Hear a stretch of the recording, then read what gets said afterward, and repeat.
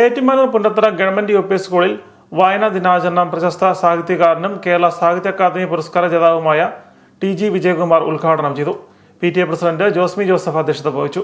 കുഞ്ഞുണ്ണി സ്മാരക സാഹിത്യ പുരസ്കാര ജേതാവ് TA. Mani Thrikkothamangalam, SSG. President MK. Sugathan, school head master Bijo Joseph, വിദ്യാർത്ഥി പ്രതിനിധി ശ്രീലക്ഷ്മി, സ്റ്റാഫ് പ്രതിനിധി സജി പി. ഗോപാൽ എന്നിവർ സംസാരിച്ചു. നാളുകളിൽ പി.എൻ. പണിക്കർ ആരായിരുന്നു എന്ന് ചോദിച്ചാൽ നമുക്ക് പറയാൻ പറ്റുന്ന രീതിയിൽ അതിനെ നമ്മൾ പാകപ്പെടുത്തി പഠിച്ചിരിക്കണമെന്നുള്ളതാണ്.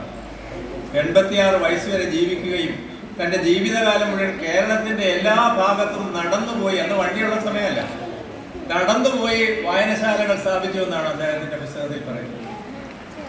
വിവിധ മേഖലകളിൽ നടന്നുപോയി ഗ്രാമാന്തരങ്ങളിൽ ലൈബ്രറികൾ സ്ഥാപിക്കുകയും അത് നാട്ടിലെ സാധാരണക്കാരായ ആളുകൾക്ക് വായിച്ചു വളരുവാനും പഠിക്കുവാനുമുള്ള സാഹചര്യം ഒരുക്കി കൊടുക്കുകയും ചെയ്യുകയാണ് പി.എൻ. പണിക്കർ. 7ാം ക്ലാസ് വിദ്യാർത്ഥിനി രേവതി വായനാ ദിന പ്രതിജ്ഞ ചൊല്ലിക്കൊടുത്തു. പുസ്തക പ്രദർശനം, പോസ്റ്റർ പ്രദർശനം എന്നിവയും വായനാ ദിനാചരണത്തിന്റെ ഭാഗമായി ഒരുക്കിയിരുന്നു.